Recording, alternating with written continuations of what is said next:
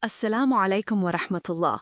Whether performing wudu without clothes is valid according to Islamic teachings, and does that mean showering automatically counts as wudu? Or if I shower in the morning, am I already in a state of wudu?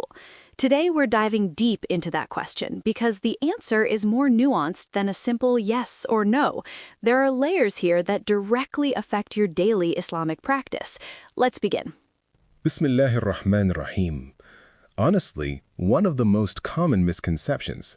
Many Muslims assume that because water is running over their body, they've performed wudu.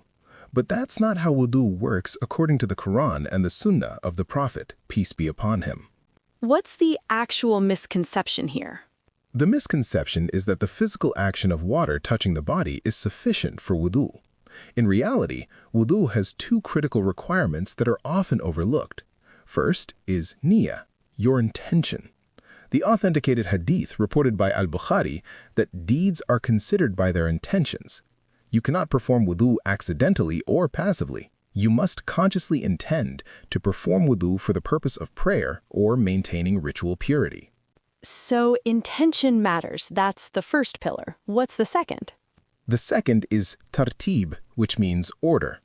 Allah revealed in Surah Al-Ma'idah, verse 6, Ya ayyuhalladhina amanu, إذا قمتم إلى الصلاة فاغسلوا وجوهكم وأيديكم إلى المرافق وامسحوا برؤوسكم وأرجلكم إلى الكعبين. O you who believe, when you rise to perform prayer, wash your faces and your hands up to the elbows, and wipe over your heads and wash your feet up to the ankles. This verse establishes a specific sequence that must be followed. You wash your face first, then your hands and forearms, then wipe your head, then wash your feet. If you shower and water cascades over all these parts simultaneously without that intentional order, you haven't performed wudu, even if every part got wet. So even if someone's entire body was covered in water during their shower without intention and the proper order, it doesn't count as wudu. That's the core issue. Exactly. A shower is designed for general cleanliness, not ritual purity.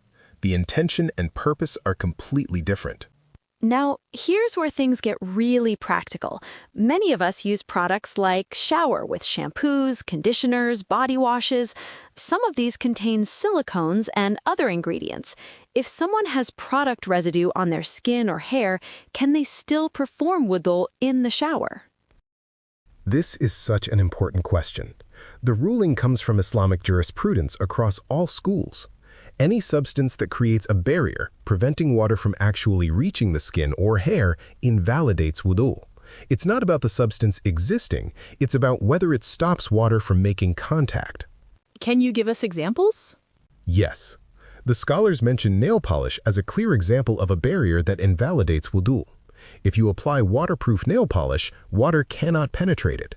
Some silicone-based products, particularly in hair care, create similar waterproof barriers.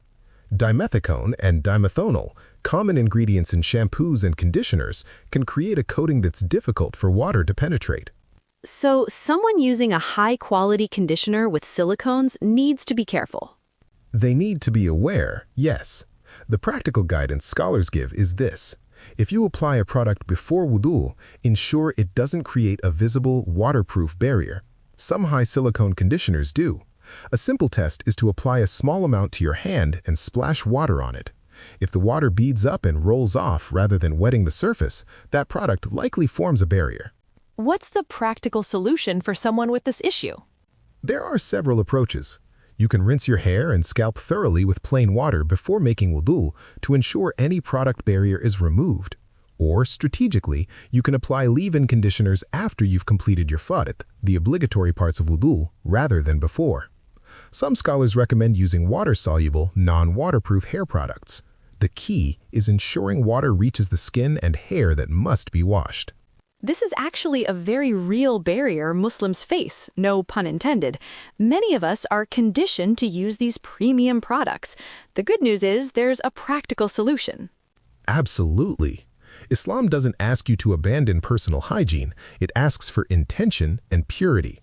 If you're aware of the issue and take steps to address it, even something as simple as pre-rinsing, you're fulfilling the requirement. So the shower is the location, but wudu is the action, conscious, intentional, sequential action. Precisely.